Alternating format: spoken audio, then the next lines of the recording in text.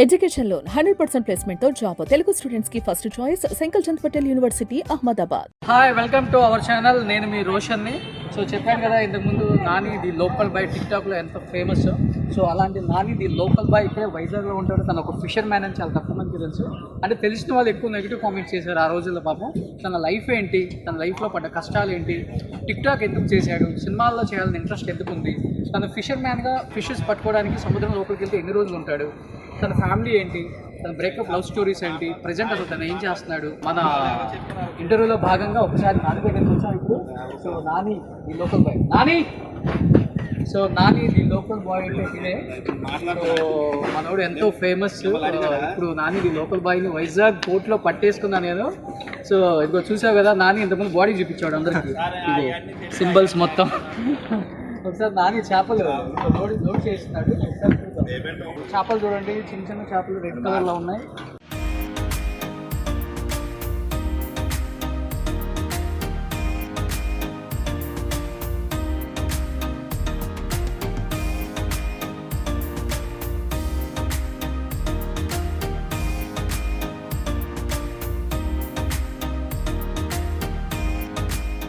Nani the local బాయ్గా famous అయ్యావు, అది అందరికీ తెలిసిన విషయమే. గంగాపుత్రుడు అవ్వటం చాలా రేరు.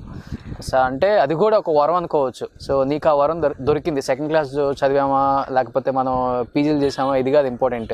మనం ఏ ప్రొఫెషన్ చేస్తున్నామో ఆ ప్రొఫెషన్లో ది బెస్ట్ ఇవ్వటం ఏదైనా కానీ. సో ఎంతో రిస్క్ చేసి, లైఫ్ని రిస్క్ చేసి లోపలికి వెళ్ళాలి, సముద్రం లోపలికి. సో సముద్రం లోపలికి వెళ్ళిన తర్వాత ఒక 20-25 రోజులు, ఒక 1 మంత్ కూడా ఉంటారు లోపలే. 1 మంత్ ఎలా ఉంటుంది ఆ లోపలికి వెళ్ళే విధానం? ఎలా ఉంటుంది? అన్ని రోజులు ఎలా ఉంటారు మీరు? లోపలికి వెళ్ళిన తర్వాత కొన్ని మనకి తుఫాన్ హెచ్చరికలు ఉంటాయి, అలాంటి టైంలో ఏం చేస్తుంటారు? టోటల్ మొత్తం 9 మెంబర్స్ క్యాప్టెన్తో, అదే డ్రైవర్తో 9 మెంబర్స్ మొత్తం 25 డేస్ లేదా 1 మంత్ మినిమం లోనికి వెళ్తే. మనకి ఫుడ్ గట్రా ఏమైనా కావాలంటే ఇక్కడ నుంచి పట్టుకెళ్తాం. సో ఫుడ్ అంటే రాసిన పట్టుకెళ్తాం, బియ్యం, వాటర్ మొత్తం, ఆయిల్ మొత్తం ఏమైనా సరే ఒక 25 డేస్కి ఒక 1 మంత్కి సరిపోయినంత రిక్వైర్మెంట్ పట్టుకెళ్తాం మొత్తం లోనికి. తుఫాన్ అంటే మనకి ఉంటాయి జీపీఎస్, ఏకే సౌండ్ గట్రా ముందే ఉంటాయి, మెసేజ్లు కూడా ఉంటాయి. ఒక్కొక్కసారి లాంగ్లో డీప్కి వెళ్ళిపోతే చాలా డీప్కి వెళ్ళిపోతుంటాం. డీప్ అంటే సిగ్నల్ కూడా ఉండదు సరిగా. సో అలాంటి దగ్గర మనకి ఫోన్లు గట్రా అవ్వవు. ఓకే. పక్కన అంటే ఒక మాతో పాటు ఒక మేము వెళ్ళిన బోట్ ఉంటుంది కదా, మాతో 4-5 బోట్లు ఉంటాయి. అంటే చుట్టుపక్కల అంటే ఒక దగ్గర అదే వేట్ చేస్తుంటాం. సో తుఫాన్ గట్రా ఏమైనా వచ్చాయి నీకు, సిగ్నల్ అందకపోతే మెసేజ్ ద్వారా ఉంటుంది కదా, ముందు వాతావరణం చూపించేస్తుందిలే. ఎందుకంటే టెక్నాలజీ మారిపోయింది కదా, చాలా వచ్చాయి కదా. లోపల సిగ్నల్స్ ఉంటాయా? అంటే ఫోన్లు కొండు మామూలుగా జీపీఎస్, ఏకే సౌండ్లో ఉంటాయి కదా, పట్టుకెళ్తుంటాం అవి. దాన్ని బట్టి మనకు తెలిసిపోద్ది తుఫాన్ ఉందా ఏముందా ఏంటని. సో దాన్ని బట్టి ఒక రోజు ముందే మనకి అదే ఆలోచిస్తాం, ఎక్కడికైనా సేఫ్ అయిన ప్లేస్కి వెళ్ళిపోవాలి. దగ్గర లేని పోర్ట్ ఉంటే పోర్టులోకి వెళ్ళాలి, లేదంటే అక్కడే యాంకర్లు వేసి ఉండిపోతాం, అంటే వేట చేయకుండా. సో దాన్ని బట్టి ఇక తుఫాన్ వచ్చిందనుకో సేఫ్ అయితే ఓకే, లేదంటే మరి పోవడమే. సో లేదంటే పోవటం అన్నా కాబట్టి అడుగుతున్నాను. మనం ఈ మధ్యకాలంలో వైజాగ్లో కూడా కొన్ని తుఫాన్లు వచ్చినప్పుడు కూడా చాలామంది జాలర్లు ఆల్రెడీ లోపలికి చేపలు పట్టుకోవడానికి వెళ్ళిపోయారు. సో చాలామంది కూడా చనిపోయారు కూడా ఆ టైంలో జాలర్లో. అలాంటి చనిపోయిన శవాలు ఇంకా బయటికి రావడం కష్టమేనా, లేకపోతే అక్కడే ఉండిపోతాయి? అక్కడే ఉండిపోతాయి. ఓకే. బయటికి రావడం అంటే చాలా కష్టం. అది బయటకు బతుకున్న వాళ్ళమే రాము, చచ్చిన సమయంలో ఇంకేం వస్తాయి, అక్కడే ఉండిపోతాయి. మేము సో ఫిషింగ్ చేస్తూ నెట్ మీద వెళ్తుంటాం బోటు. సో ఆ తుఫానుకు ముందు జరిగే ఉంటాయి కదా చనిపోయిన వాళ్ళు గట్రా శవాలు కూడా, ఇవి నెట్ మీద వెళ్తుంటే అవి ఇలా తేలుకుంటూ వెళ్తుంటాయి. ఓకే. మాకు లక్క బాగుంటే మేము తుఫాన్ వచ్చినా సరే బతుకుంటాం, లక్క బాగుంటాయి. మా లక్క బాగాలేకపోతే మేము కూడా అదే శవాలకు తేలికెళ్తుంటాం. అలాంటి శవాలు ఎన్ని గుట్టలు చూసావు నాని నువ్వు వేటకెళ్ళినప్పుడు, లోపలికి వెళ్ళినప్పుడు? చాలా చూసాం. ఫస్ట్ టైం వెళ్తేప్పుడు భయపడ్డాను. అంటే ఫస్ట్ టైం నెట్కి వెళ్తాడు, అదే సీలోకి వెళ్తాప్పుడు నేను ఆ నాన్నతో వాళ్ళతో. సో భయపడ్డాను, అమ్మో శవం అని. ఎందుకంటే మన కళ్ళ ముందు ఏదైనా జరిగితేనే మనం భయపడుతుంటాం. మనం అలాంటిది ఇలాగా వెళ్తుంటే భయపడతాం అప్పటికి ఫస్ట్ టైం మళ్ళీ నేను. సో రాగా అలవాటు అయిపోయింది. ఎందుకంటే ఇంకా మన వృత్తి ఇదే కదా, ఇంకా మనం కూడా ఇదే రోజు అక్కడ అలాగే తేలుకుంటూ వెళ్తుంటాం కదా. బట్ అలా తేలుకుంటూ వెళ్తున్నాం అన్నా కానీ వెళ్తూనే ఉంటారు అందరూ. తప్పదు కదా, ఇంకా ఇది తప్ప ఇంకేం చేయలేం కదా మనం. ఇంకేం చేయలేదంటే మనకి అంటే ఇందులో కూడా ఒక ఆనందం ఉందిలే మనకి, పర్లేదు. ఇప్పటికైనా పోవాల్సిందే కదా. సో అలా ఫస్ట్ శవాలు కనపడ్డప్పుడు భయం వేసింది అన్నావు. నెక్స్ట్ చేపలకి వెళ్ళినప్పుడు మీరు వలేస్తారు కదా, ఆ టైంలో ఏమైనా శవాలు పడతాయా చేపలతో పాటు? లేదు లేదు. ఎందుకంటే శవాలు అనేవి తేలికుంటూ వెళ్ళిపోతుంటాయి. అందుకని వల వేస్తూ ఉంటుంది, అది బాగా లోతుకి వెళ్ళిపోద్ది అది. సో లోతు నుంచి ఇలా తీసుకుని వస్తుంటుంది అది. ఓకే. సో దాని ఫిష్ ఒకటే పడుతుంటాయి. ఆ ఫిష్ అంతే, అవి తాబేళ్ళు పడుతుంటాయి. ఇవి మళ్ళీ ఎత్తుకొని నీటిలో పడేస్తుంటాయి బతికినవి. దాన్ని చంపడాలు గట్రా ఉంటాం మళ్ళీ బాగా. మా దగ్గర ఏంటంటే తాబేలు ఏం పడిందంటే దానికి బుట్ట పెట్టేసి అదే మామూలుగా ఇలాగ ఆరత తీసి మా కొంతమంది చేస్తుంటాం అలాగా. అంటే మూఢనమ్మకాలు ఉంటాయి కదా, దేవుళ్ళలాగా భావించాలా. సో ఇప్పుడు ఈ శవాలు కనపడతాయి, తేలుతూ ఉంటాయి అని చెప్పావు కదా. ఆల్మోస్ట్ అంటే మనకు తెలిసిన వాళ్ళు కూడా ఉంటారు లోపల, జాలర్లు వెళ్ళిన వాళ్ళు ఉంటారు. అలా తెలిసిన వాళ్ళని చూసినప్పుడు ఎలా అనిపించింది మీ అందరికి? తీసుకొద్దాం అట్లీస్ట్ వాళ్ళ ఫ్యామిలీ కన్నా ఇద్దాం. యాక్చువల్గా ఏంటంటే పర్టికులర్గా ఫేస్ క్లారిటీ ఉండదు మనకి అక్కడ. ఎలా అయిపోయింది అప్పటికి? అవి ఉబ్బిపోయి బాగా చేపలు అవి పీతలు ఉంటాయి కదా, కొట్టేసి ఫేస్ అది అసలు క్లారిటీ ఉండదు. సో దాన్ని బట్టి మనం పోల్చుకెళ్ళం, అది నాదైనా ఎవరిదైనా సరే. ఎందుకంటే ఇప్పుడు శవం అనేది తేలిందంటే మినిమం లేదన్నా ఒక 3 days. ఓకే. ఎందుకంటే బరువు కిందకి వెళ్ళిపోద్ది. ఫస్ట్ కిందకి వెళ్ళిపోయిన తర్వాత అది రాగా ఉబ్బిపోయి సో పైకి వస్తుంది అది, అంతే కదా ఇప్పుడు ఏదైనా సరే. సో దాన్ని బట్టి ఫేస్ అది క్లారిటీ ఉండదు మనకి, కుదిరేయడం. ఇంకా అవి ఎలాగో తుప్పలు కాసి అలాగా కుట్టుకెళ్ళిపోతుండే అంతే. బాగా ఏడ్చిన సందర్భాలు ఉన్నాయా అలాంటి శవాలను చూసినప్పుడు? ఏడ్చలేదు నేను ఇప్పుడు, ఎందుకంటే సాధారణంగా మనం ఏడ్చాం ఎందుకు, ఇప్పటికైనా అవ్వాల్సిందే కదా మనం కూడా. భయపడ్డా అంతే, ఫస్ట్ టైం భయపడ్డా. ఏడ్చడం అంటే ఏం లేదు. బట్ మీరు టీం అంతా వెళ్ళేటప్పుడు అనుకుంటారు ముందే బతుకుంటే హ్యాపీగా బయటకు వస్తాం, లేదంటే లేదు. బోటింగ్కి వెళ్తేప్పుడు 1 month లేదా 25 days చేస్తాం. సో బయటకు వచ్చే వరకు కూడా మాకు గ్యారంటీ లేదు. సో బయటకు వస్తేనే గ్యారంటీ, వచ్చారా చాలు అని. ఇంకా 25 రోజులు అక్కడే ఉంటాం. ఇప్పుడు లోపలికి వెళ్ళినప్పుడు 20-25 days ఉంటారు కదా నాని, అలాంటప్పుడు పెద్ద పెద్ద సుడిగుండాలు కూడా వస్తుంటాయి మధ్యలో. అలాంటివి వచ్చినప్పుడు మరి అంత అలర్ట్ గా ఉండాలి కదా, మరి ఏం చేస్తుంటారు? ఎప్పుడైనా షిప్ మునిగిపోవటం ఉంటుంది, లేకపోతే షిప్ అటు ఇటు కదిలి మనం పడిపోవడం జరుగుతుంది. కదులుతుంటే మీరు కొన్ని చోట్ల ఈత కొట్టే రేంజ్ కూడా కాదు, అంత సుడిగుండాలు ఉంటాయి. అలాంటప్పుడు ఏం చేస్తుంటారు మరి? అంటే సుడిగుండలు వస్తుంటాయి కదా, అక్కడ తప్పించుకోవడానికి ట్రై చేస్తుంటాం. అంటే అక్కడ ఉండకూడదు, సో దూరంగా అటు సైడ్ ఎట్టైనా వెళ్ళిపోవాలని, సో అలా ట్రై చేస్తూనే ఉంటాం. అలాగ ట్రై చేస్తుంటారు. బట్ వస్తే ఏం చేస్తుంటారు మిగతా? వస్తే ఏముంటాయి, ఇప్పుడు చిక్కుకోలేదు కదా, వస్తే ఏం జరిగిందో నాకు తెలియదు. వస్తే ట్రై చేయాలి సార్ ఏమవుతుంది అనేది. వస్తే షిప్ వెళ్ళిపోయింది లోపలికి డెఫినెట్గా కదా, వెళ్ళిపోద్ది. సుడిగుండలో తిరిగితే తెలుసు కదా, అది ఏమి ఉండదు అక్కడ. అది ఎక్కడ తీసుకెళ్ళి పడేది ఎవరికి తెలియదు. ఓకే, తీసుకొని ఇసురు పడేస్తుంది అంతే కదా. సుడిగుండం అంటే ఇలా తిరుగుతుంటుంది అది అది ఎక్కడికి వెళ్ళి తీసి పడేస్తే మనకే తెలియదు, ఇలా గాలి అలా తీసుకెళ్ళిపోతుంటుంది. సో వాటర్లో సుడిగుండం అంట, అది ఇప్పుడు వచ్చి చూడలేదు. అది అంటే నువ్వు చూడలేదు? లేదు. సముద్రంలో ఎంత లోతు వరకు వెళ్తారు మీరు? చాలా డీప్కి వెళ్ళిపోతాం. మైళ్ళు ఉంటుంది అనమాట, ఒక 150 మైళ్ళు అలా లాంగ్ ఉంటుంది. 160-170 మైళ్ళు అలా మైళ్ళు వెళ్ళిపోతుంటాం లోనికి. ఇంకా చాలా బోటర్లు కూడా దాటేస్తుంటాం ఒకసారి. ఎక్కడ దాకా వెళ్ళారు బోటర్ దాటి? కలకత్తా సైడు ఆ బోటర్లు కూడా దాటేస్తుంటాం. ఇంకేం బోటర్స్ దాటేస్తప్పుడు ఒకసారి బోటర్లు దాటేస్తప్పుడు అక్కడ పట్టుకొని కొట్టడం కూడా జరిగేది మిమ్మల్ని. అంటే బోటర్ దాటేసి వచ్చినందుకు, సో అక్కడి నుంచి ఇక్కడికి వచ్చి యాడ్ చేసినందుకు సో కొట్టడం కూడా జరిగేది.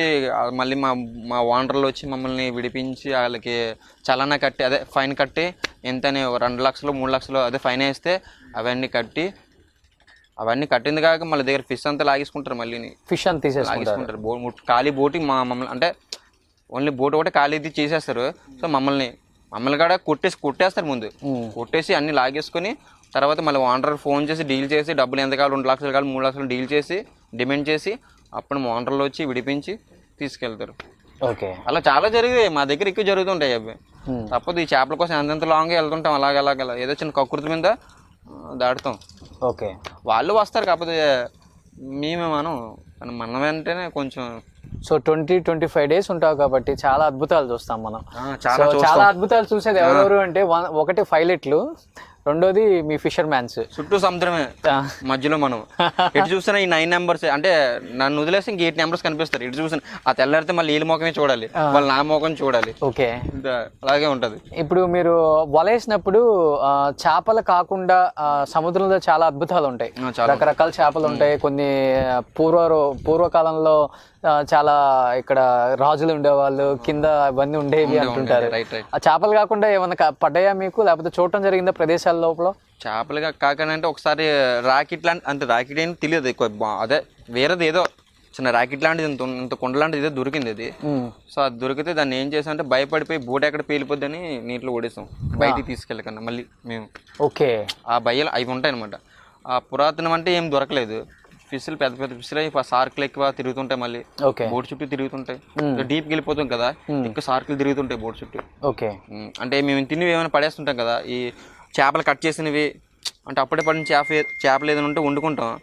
అదేంటంటే మిగతా వేస్ట్ అయితే ఉంటుంది కదా, వేస్ట్ పడేస్తుంటుంది కదా, సార్కులు ఇలా తిరగడం. ఓకే. చాలా చాలా ఉంటాయి. ఓకే. పెద్ద పెద్దవి. అంటే రాకెట్ అంటే నువ్వు చెప్పేది ఇప్పుడు మనకి చంద్రమండలంలో పంపించడం కాదు, మామూలు చిన్నది. అది ఓపెన్ చేసి చూడాల్సింది, దాంట్లో ఏమైనా వజ్రాలు ఉన్నాయేమో. ఏమో ఓపెన్ చేస్తే పేలిపోతే తుఫాన్ వచ్చి పోనా పర్లేదు, అలాంటి పేలిపోయిపోతే బాగోదు కదా.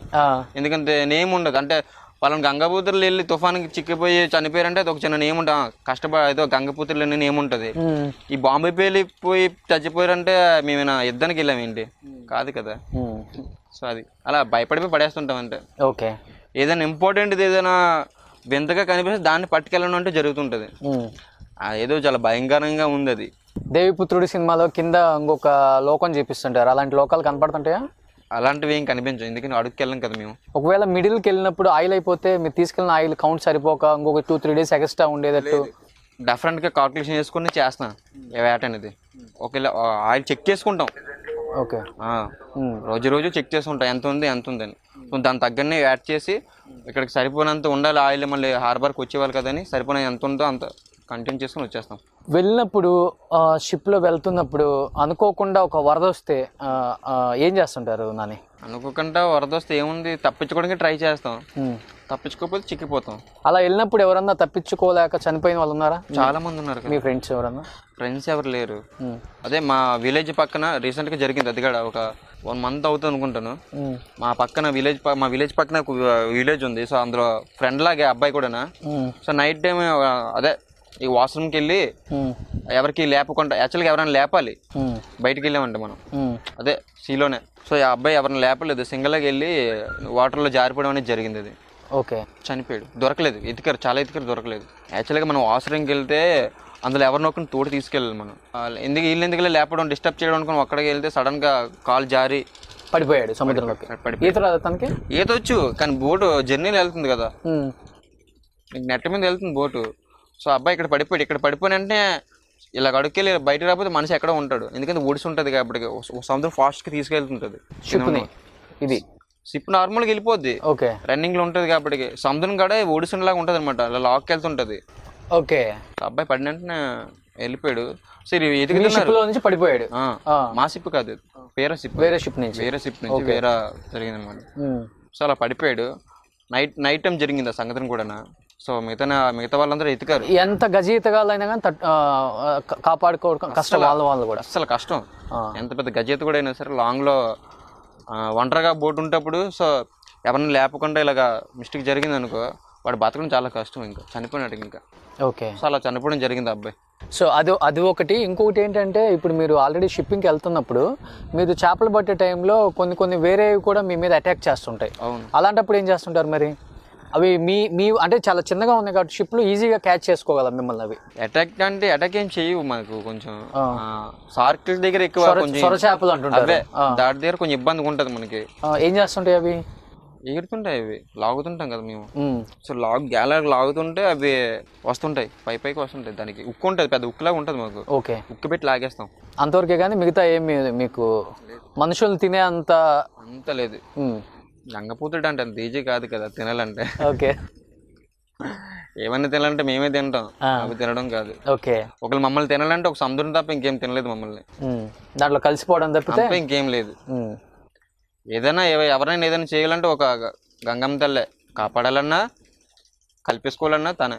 ఓకే. అంతకు మించి నీటిలోనే అదే జీవించి ఏది కూడా మమ్మల్ని ఏం చేయలేదు. ఈజీగా అయిపోయింది కదా గంగపుత్రులు. మరి ఎన్ని రకాల చేపలు ఉంటాయి? చాలా రకాలు ఉంటాయి, నాకు తెలియదు. నువ్వు చూసిన రకాల చేపలు చెప్పు.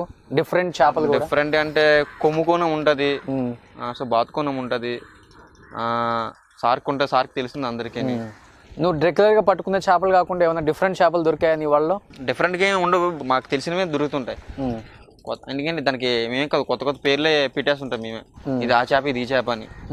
మనకు కొన్ని సినిమాల్లో చూపించారు పాత రోజుల్లో, సాగర్ కన్య, సాహస వీరుడు, హాఫ్ మనిషి హాఫ్ చేప ఉంటుంది, అలాంటివి ఏమైనా దొరుకుతాయి లోపల?